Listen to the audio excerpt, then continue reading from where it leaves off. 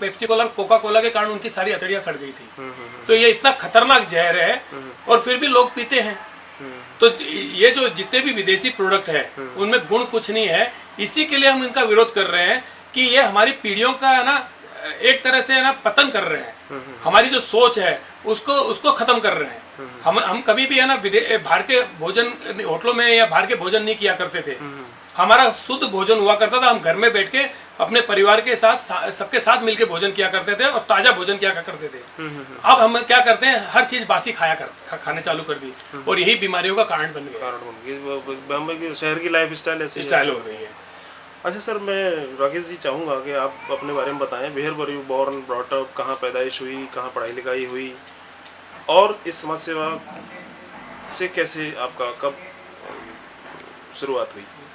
नहीं, शुरुआत तो मैं ऐसा कि मेरी पैदाइश तो मैं पिलानी राजस्थान में पैदा हुआ हूँ, जो बहुत फेमस जगह है। बिट्स यूनिवर्सिटी बिरला यूनिवर्सिटी के नाम से फेमस है।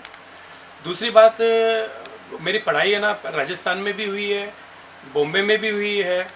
और सबसे बड़ी बात यह है कि आंदोलन से तो मैं अन्ना जी के आंदोलन से पहले मैं दूसरे छोटे मोटे काम किया करता था।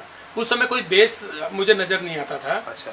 और अन्ना के आंदोलन में मैं पूरी तरह से जुड़ गया जब मुझे लगने लगा कि यह एक है आंदोलन कि जो, और हमारा जो हर व्यक्ति का एक घर के प्रति जितना जिम्मेवारी है उतनी जिम्मेवारी हमारी है ना समाज के प्रति, देश के प्रति होनी चाहिए।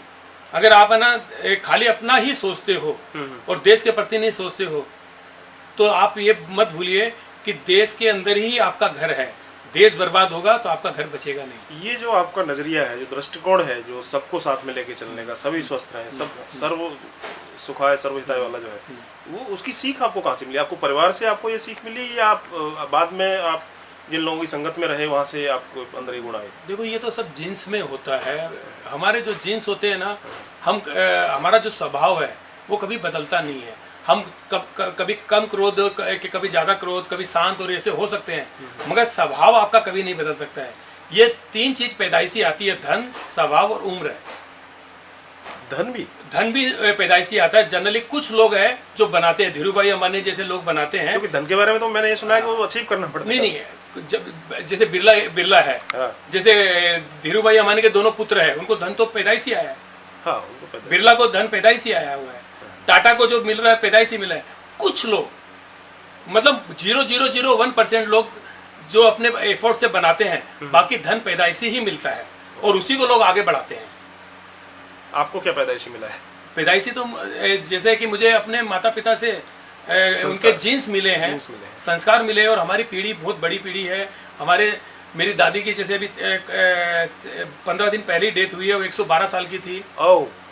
तो ये जो चीजें है ना, एक बड़ी उम्र होना, ये बहुत बड़ी बात गिनी गई है। क्योंकि जो जिनके स्तंभ इतने मजबूत होते हैं तो उनके व्यवहार भी है ना ऊंचे ही होते हैं। तो मेरे को जो गुण मिले हैं वो मेरे माता पिताजी, मेरे परदादाओं दादाओं से मिले हैं। हमारे संस्कार उनसे मिले हुए हैं। और दूसरी बात, आप जो भोजन करते हो, शुद्ध भोजन करिए, आपका व्यवहार है ना शुद्ध होते जाएगा।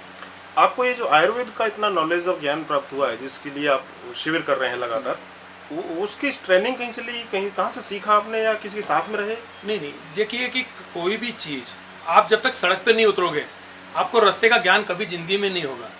जब हम आंदोलन में थे तब जैसे जैसे हम सड़क पर चलते गए, हमको पता चलने लगा कितने खड्डे हैं, कितने क्या मार्ग में क्या क्या बाधाएं आ रही है। हमने उनसे बहुत कुछ सीखा। अभी जैसे आयुर्वेद में हम आए, तो अभी आयुर्वेद से हमको बहुत कुछ धीरे धीरे क्या ज्ञान, आपको जिस फील्ड में आप चले जाते हैं, जैसे आप मीडिया वाले हैं, तो मेरे से ज्यादा मीडिया का ज्ञान आपको होगा। क्यों होगा? क्योंकि आप उस फील्ड में धीरे धीरे उतरने, सड़क पर आप चलोगे और मंजिल तक जैसे जैसे पहुंचोगे, आपका ज्ञान और नॉलेज बढ़ते जाएगा। अच्छा, ये जो आयुर्वेद आपका है और योगा है, जैसे कि आपने कहा एक ही चीज है, और इनसे बड़ी भी एक चीज आपने कही कि वेद यहाँ से आया है। तो वेद, ये जो वेद से भी बड़ी चीज कहूँ, या मैं थोड़ा कंफ्यूज हूँ उसको लेके, इसका जहाँ से ओरिजिन हुआ इन सब चीजों का, वो है बुद्ध का अष्टांगिक मार्ग, और वो अष्टांगिक मार्ग की चर्चा पतंजलि के उसमें भी है। तो ये जो आप दे रहे हैं इसमें, वो अष्टांगिक मार्ग का भी कोई ये है एक्सप्लेनेशन? ये अष्टांग हृदय और अष्टांग संग्रह, ये दो ना ग्रंथ बाघ भट्ट जी ने लिखे थे आयुर्वेद के ऊपर। और ये जो जितने भी ऋषि हुए हैं, आयुर्वेद किसी धर्म समाज या किसी व्यक्ति के लिए नहीं है, आयुर्वेद संपूर्ण मानव जाति के कल्याण के लिए है। बिल्कुल ठीक है। तो ये जो आया है, ये किसी ऐसे नहीं बोल सकते कि एक ही दिन में आया है। ये हमारे ऋषियों ने हजारों सालों से एकत्र करके हमको एक माला में पिरो के हमको दिया है। तो ये जो चीजें हैं, हम सजो के हमारे उन ऋषियों का हम है ना आदर सम्मान करते हैं और उनको है ना धन्यवाद देते हैं जिन्होंने आज तक सजो के रखा हमारे लिए। जी, तो ये क्या है, ये इसका थोड़ा डिटेल बताइए। जो आपका मिशन चल रहा है आयुर्वेद चिकित्सा को लेकर के, इसमें क्या क्या आप करवाते हैं और क्या क्या रेगुलर एक्टिविटीज आपकी चल रही हैं? हम लोग